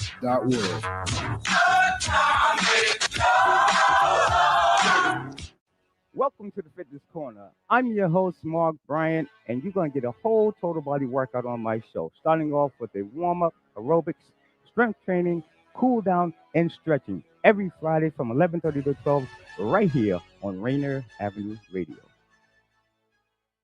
Welcome to the coronavirus pandemic. I'll take coronavirus for 100. Fever, chills, shortness of breath, loss of taste or smell. What is stay at home and isolate? Correct. Coronavirus for 200. Inability to stay awake, persistent pain or pressure in chest, trouble breathing. What is seek immediate help? Correct. Coronavirus for 500. Crippling and potentially dead infectious disease eliminated the United States with vaccination. What is the polio vaccine? Correct. I'll take coronavirus for 700. The Daily Double! Should I take the coronavirus vaccine? Wait. Hold up. This is not a game. It's time for serious discussions. We have coronavirus vaccines, but not everyone is comfortable taking them. Here's the facts. Based on what has been proven about vaccines for other diseases, COVID-19 vaccine may help keep you from getting seriously ill, even if you do get the virus. Getting vaccinated also may protect people around, particularly those at greater risk for severe illness from COVID-19. We don't yet have all of the answers. Get informed, talk to your healthcare physician, and make the right decision for you. This is a message supported by the Washington State Department of Health. This is Paul Pearson, host of Star Time. And when I'm not helping bad girls set up their websites, I'm listening to Rainier Avenue Radio.world.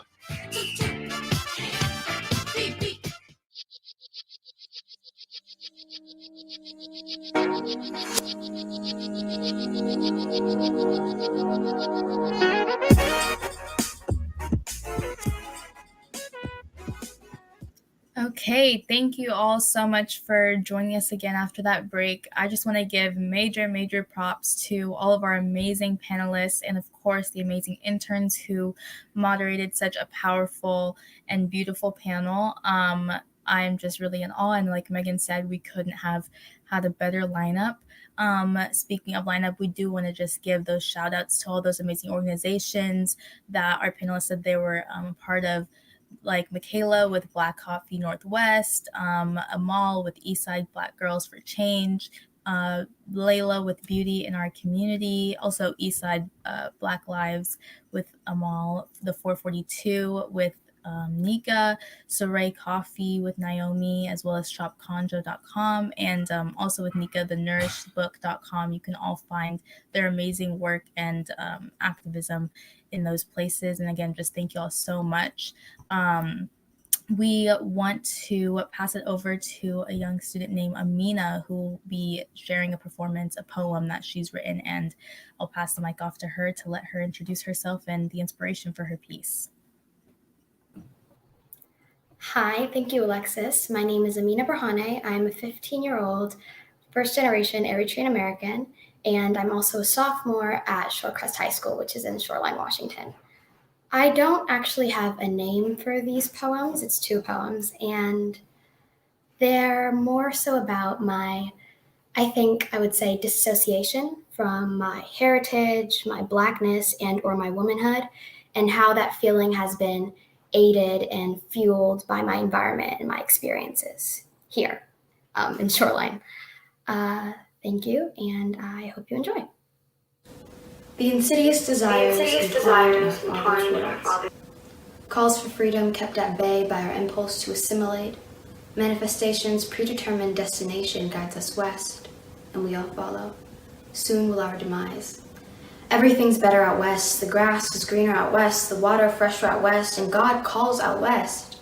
In the height of our dominion, we find ourselves at his feet, fishing the bees who drowned in honey, prettily licking our open sores, hands bound to feet, prodigially returned, desperate to be back east. The stone that the builder refused will not be the cornerstone, will be the mute siren, the mother of mothers, barebacked and enlightened, in search of leaves and reconciliation, true salvation, born of desperation. Scrupulosity instills on slave plantations, dominion carried generation to generation. The truth of their forefathers, immortalized by lies, Azrael holds for those whom death has disguised. The bees have drowned in honey, so the queen must die. Eons have passed, alliteration nests, denominations digress, forbidden fruit forever ingest.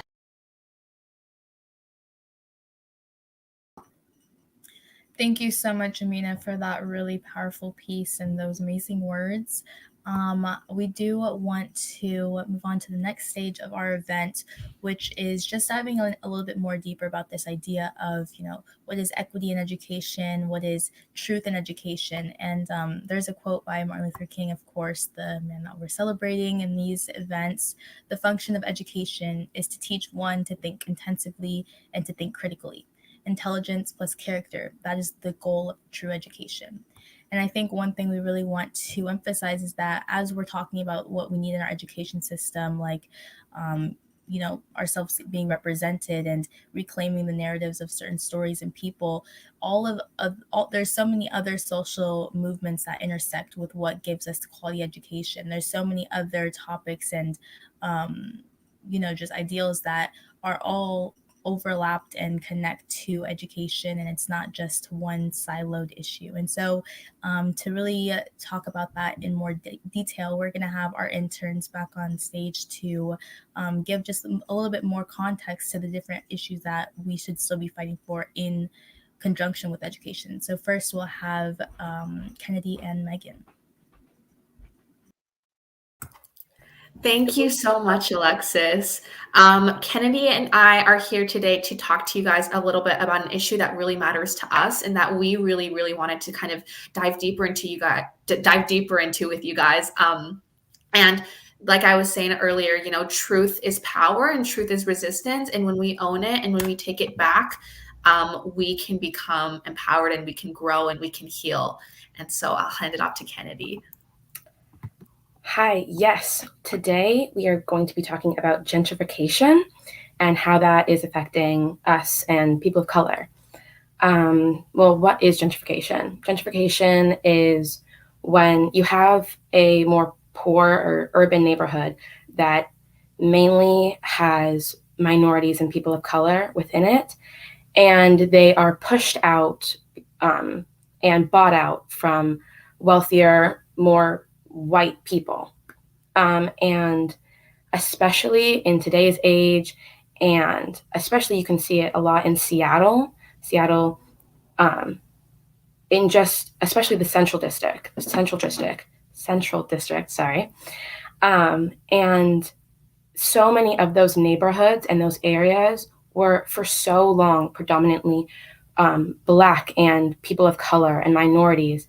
And they are now getting pushed out and forced out by people who want to kind of renovate it or I'm trying to think of the words, but like make it prettier or make it more likable, and so that more people will come in, more white people will come in, and then it gets so clouded, and you don't really get the real Seattle experience. Like if all you're seeing is a bunch of apartment buildings and condos, like that's all you're ever going to see. You're not going to see any of the rich culture and heritage that comes with being in Seattle.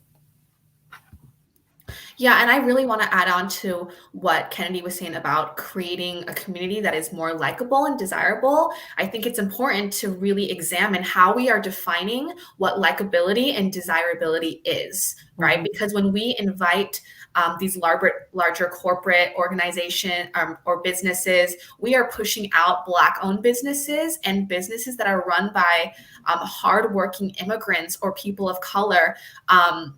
And we are completely stomping on their work and telling them that their work doesn't matter or that their work is not desirable. And that is really harmful to just the work of people of color, but also to mental health and to the message that we are putting out as a nation and also as a city and a community. I completely agree. At least from my personal experience and where I live, I live with my dad in the Central District, and almost every day he gets letters about people who want to buy his house and buy his land to renovate it and in turn just completely tear down the building or the house, right? And I always, like my dad always tells me stories of when my grandparents and him moved here and they moved into this house. It was, that street was filled with people of color and Black people. And there was so much for him to like learn about himself and learn about being Black because he was surrounded by people who look like him, and now that street is predominantly white people. I can look at each side of my neighbors. I can look at one side and then the other side, and all of my neighbors are white, all of them. And it's just so harmful to push out so many of these families who have been here for so long, who came here and they were looking for, and it's just, it's these low income families that are getting pushed out for money and getting pushed out to seem like Seattle is just such this great, always fun-filled, I don't know how I'm trying to say this, but it's, yeah, sorry, I'm getting a little choked up on my words, but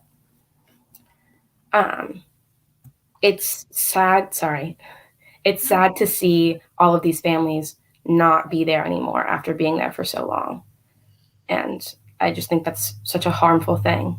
Sorry, Megan, you can go. Yeah, thank you so much, Kennedy, for sharing your experience and your story with that. That is so brave of you to share. And that just shows that, when we think about gentrification, it seems like such a big idea, and it's also very hard to define and come up with solutions for. So it's easy to kind of disassociate yourself from that or feel disconnected from this issue. But we are seeing through Kennedy's story, but also from the panelists who are sharing about their experiences of going to school and not seeing a single person of color in the staff or in their classroom, and the impact that's having on how they view themselves. We are not exempt from that. And it's not only can it happen to Seattle, it's happening in Seattle, right? So I kind of want to lead that into how we can be fighting back against that, right? So I was saying there's no easy solution to prevent gentrification, but there are steps that we can be taking right now and steps that we can be taking today. Me and Kennedy together, we want to ask the viewers and whoever's watching or listening to reach out to your local leaders and policymakers and encourage them to advocate for equitable development strategies, right? It's as easy as just Googling the phone number of your local representative or senator or governor. And also supporting Black-owned businesses. I'm going to direct you all to our intern Instagram page. It's at Seattle MLK Interns. I'll say it again, it's at Seattle MLK Interns. please go follow that page. Directly after this event, I'm going to be posting a big thing of all Black-owned businesses you can be supporting, some of which are run and represented by the panelists we had, including Black Coffee. And so I really am going to encourage you guys to take a look at that. Yes, just going out and actually advocating and having people who you know that are in power advocating for these families is just so great. There is one quote that I would like to say. Gentrifiers focus on aesthetics, not people, because people to them are aesthetics. And I think that is such a powerful quote because like they're not people who are coming in and forcing these families out. They are not thinking about the actual people that they are affecting and how that's going to affect them. They're thinking about how best can this suit them and how best can this privilege and privilege them without actually thinking about the people that it's impacting. Because to them, the people that it is impacting are helping them, are like they're doing this to help them, when in reality, they are just poor families who need the money, right? But then when they are pushed out and they do have that money, everywhere else is also being renovated for condos and apartments that are insanely expensive, and then they have nowhere to live. It's a very harmful thing that I think should be talked about more and should have a more brighter light onto it, brighter light to be focused on.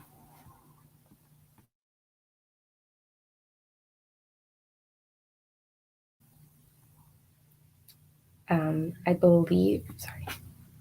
So we will transition into a couple of questions. So I believe Alexis is going to be joining us to help moderate that.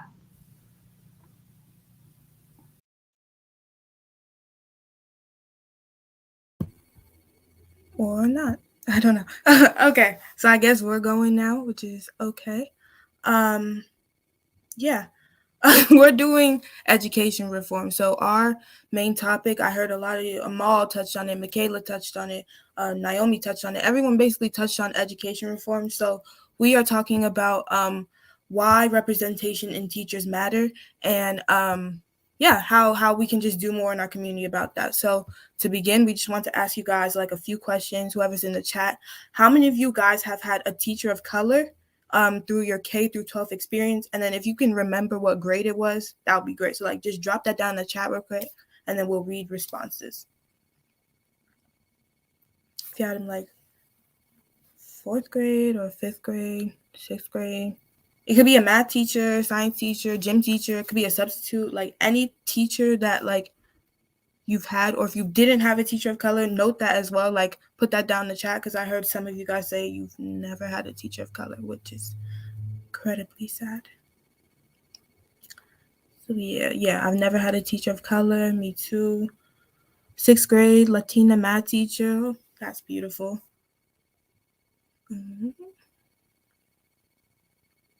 Not until college at an HBCU, period. Come on, Michaela. I love that you keep shouting out HBCUs because it really is important. Yeah, everybody research a little more on HBCUs. I know I've been doing my research. But yeah.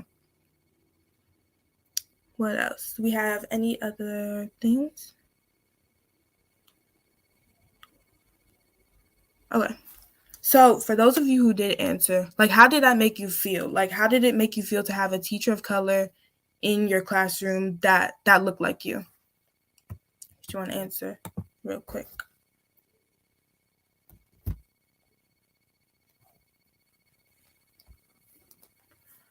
Pre-K through high school, many, but I grew up in a majority Black area. That's really good. That's amazing.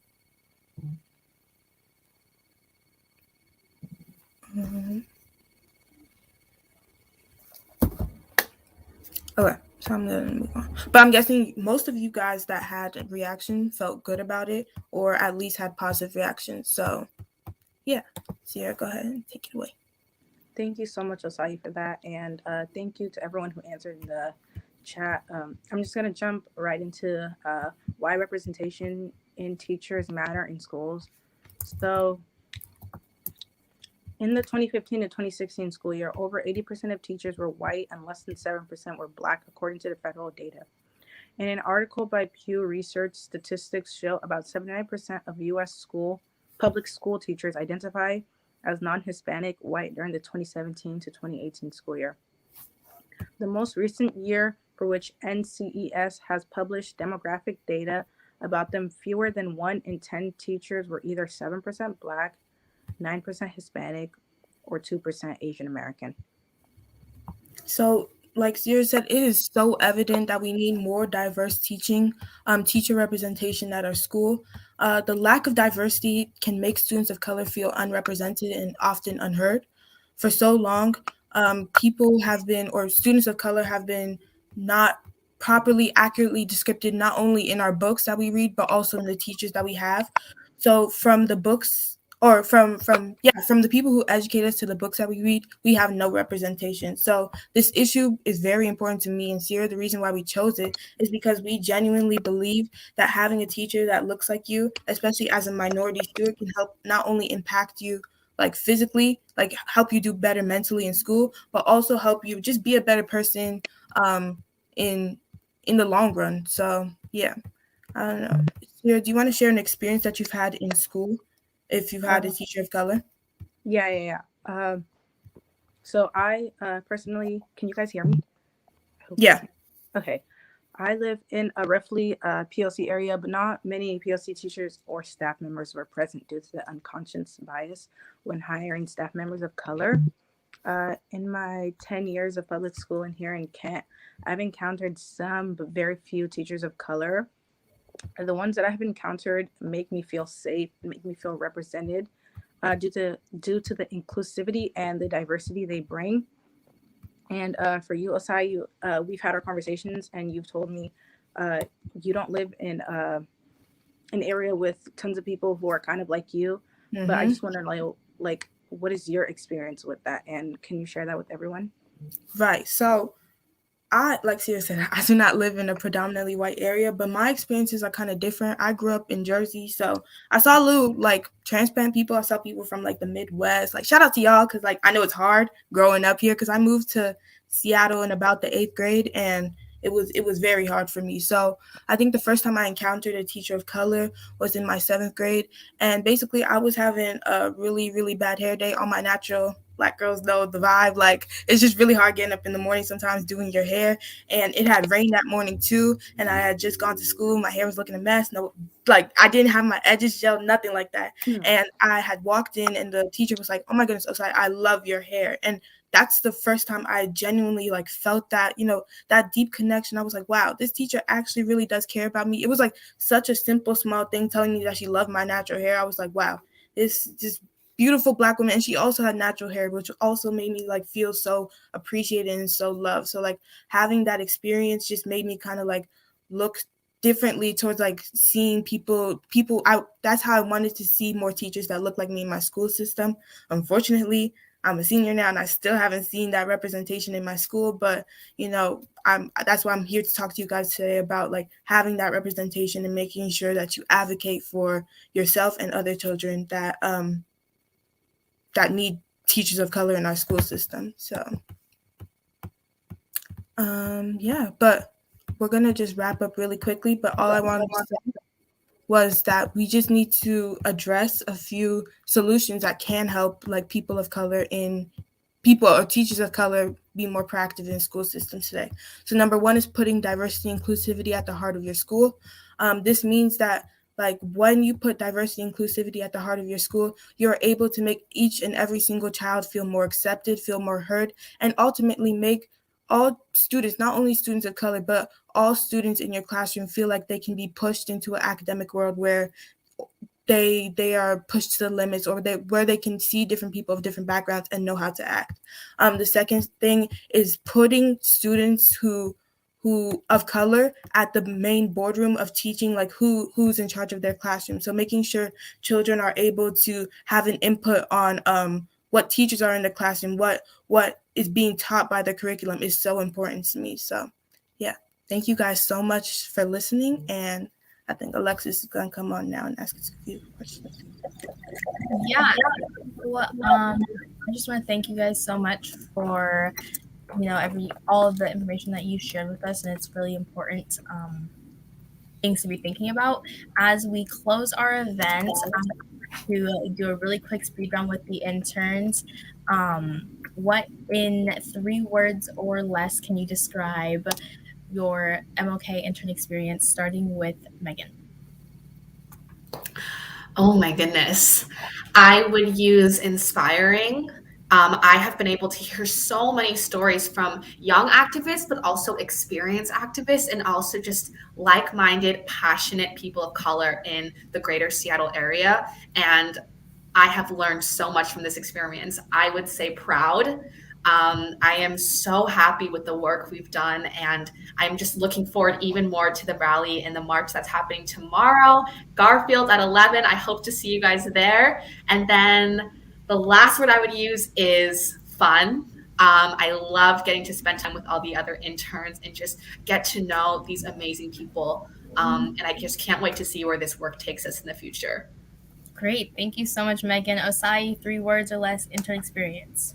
I would say, first of all, amazing. It's been a wonderful journey working with all of you guys, just learning to get to know each of you guys, and just learning like really what we all care about. And it's at the center of it, it's activism. At the center of it, it's making sure that minority people and everyone basically is heard and loved and encouraged to speak up about their community. So that's my first word is amazing. My second word would be like optimistic. There's so much change that I saw throughout this conversation between the panelists, between the interns. Like there's just so much change that occurred. So I'm so optimistic that each and every single one of us will take something out this event and just create change in our communities and in our world. So my second word. And then my third word will probably just be like full. I don't know if that's a word, but I'm just so full. I saw a lot of like Black joy today, talking about like seeing Black girls just being Black girls. We don't always have to talk about our struggle. We don't always have to talk about our trauma. I just love to see. I'm just so full and happy to, just be talking about Black joy and Black happiness. So yeah.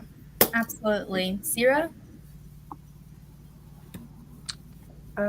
My one word is fulfilled. I came into this internship, I think back in October, wanting to know more, wanting to connect with people like me, and I think that's what I took away today. Like Megan said, hopefully we'll see you guys tomorrow at 11 at Garfield, and I think that's all. Yeah. Trinity, last up. Yes, I would say my word is just passion, because it was such a great experience, especially to be in a professional environment where everyone else is trying to achieve the same things as me, and everyone has so much passion for what we're talking about, and I think that's so important. For sure. Thank you all again so much for joining our event. Do not forget, tomorrow at 11 a.m., Garfield High School is the Martin Luther King Seattle Organizing Coalition annual March and Rally. We hope to see you there. Garfield High School, 11 a.m. Thank you.